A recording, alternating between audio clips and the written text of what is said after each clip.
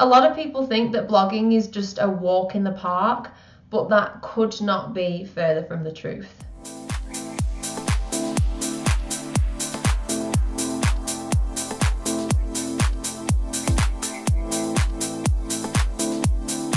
Hi bloggers, welcome to a BOHTV and welcome to another instalment of the Blogging Basics series.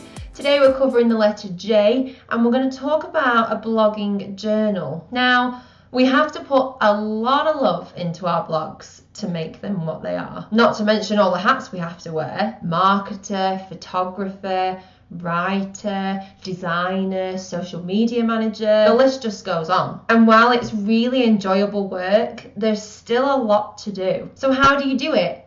How do you manage all your tasks and to-do lists? Well, I recommend using a blogging journal. A blogging journal can be used in the same way as a bullet journal, and trust me, it will become your new best friend. This planning system is as flexible as can be and can be designed in a way that really works for you. So in this video, I'm going to break down exactly how you can use a blogging journal to manage all the tasks that come with running a blog. But first, if you're new to this channel, then please make sure you subscribe, as I don't want you to miss out on any of the content that's coming up in the Blogging Basics series. The first section we're going to cover is goals and trackers. So as a blogger, you need to plan ahead for future blog posts and holidays and events so they don't sneak up on you. Using a journal is great for this because you can plan as far in advance as you want. You can plan weekly, bi-weekly, monthly, whatever works for you. I think a monthly planner is great for checking in on your personal and professional goals, and there are a few other things that you can do too. First up, a monthly master plan. This allows you to grab some of the bigger goals that you have for the month and break them down into more manageable pieces. You could split your master plan across a double-page spread and have your master plan on one side and then a 4-week breakdown of the month on the other. Then you can break down what small tasks you need to do to work towards those bigger goals and put them in your 4-week breakdown. That way you're working on the most important things every single day. Next, an analytics check-in. You could dedicate a whole monthly spread to looking at your blog's analytics. It's important for you to understand what's working and what you need to improve so you can evolve your strategy. Then you can set yourself goals for the month looking specifically at your analytics. This will help you see a general overview of your analytics and also where you need to go next. You could also use a habit tracker. A habit tracker has so many uses. You can basically fill in your tracker at the end of each day to see how often you're doing certain tasks. So you can see how often you're doing blog-related activities like replying to emails or posting to Instagram. It holds you accountable and provides you with data points long after the month is gone.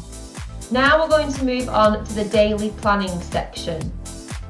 This is where the bulk of your planning will happen. Your daily planning part is where you get running with all the tasks that need to be done that day. I love the daily to-do list, I really do. Having all of your tasks in one place, including a level of completeness, creates a detailed log that you can reference whenever you need to. You can see what day you sent a certain email, make note of important dates, and if you didn't complete a task, then you can see where you moved it to.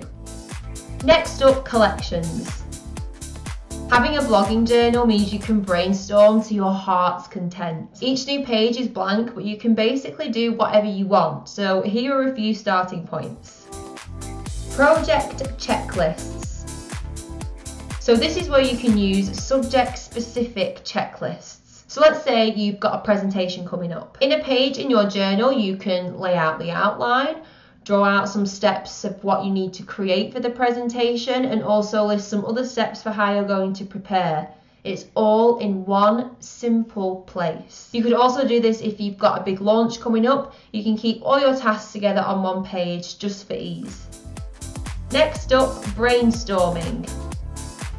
You've got to have some pages in your journal for coming up with new ideas for your blog. You can just add a page that says blog post ideas and keep everything in that one place. That way, if you're not feeling inspired, you can just go to that page and then bam, there's your inspiration. You could also have a collection of references. A password log is a great example of this. Some people might not feel comfortable keeping their passwords in one place like this, but it can actually be pretty ideal. You're not going to misplace your blogging journal like you would with a sticky note that might have a password on it. And I know I don't need to say that you shouldn't keep your bank information in here, because this is just purely a journal to be used for blogging. You could also create a list of Instagram hashtags or Twitter chats, and these are really great ideas because then you can just add to them whenever you want. It's also useful to have a notes section.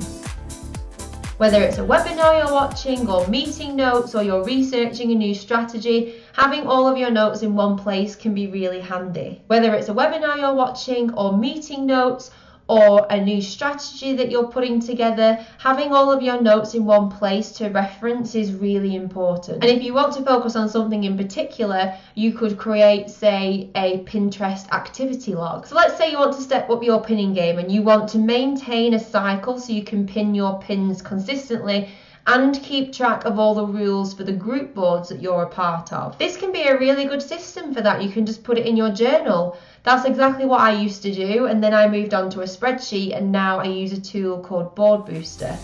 Another benefit of planning on paper is doing a blog brain dump.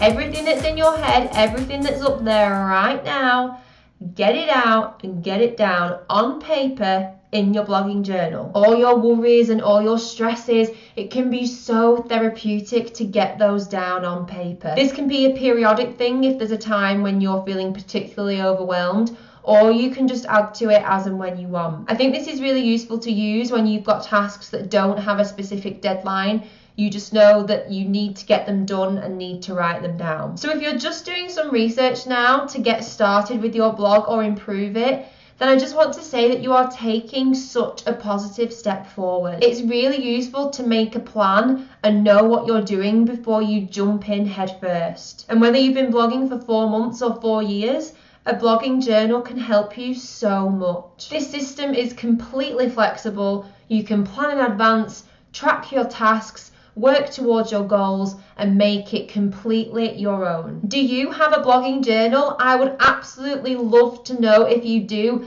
and how you use it. So feel free to share your thoughts and some ideas in the comments below. And if you want to get even more organized with your blog and your online presence, then make sure you sign up to my free library, which is jam-packed full of resources to help you boost your online presence. That's all for today, bloggers. Thank you so much for watching. I really appreciate it. Make sure you subscribe for more blogging basics so you can get one step closer to a breakthrough. You just bossed it.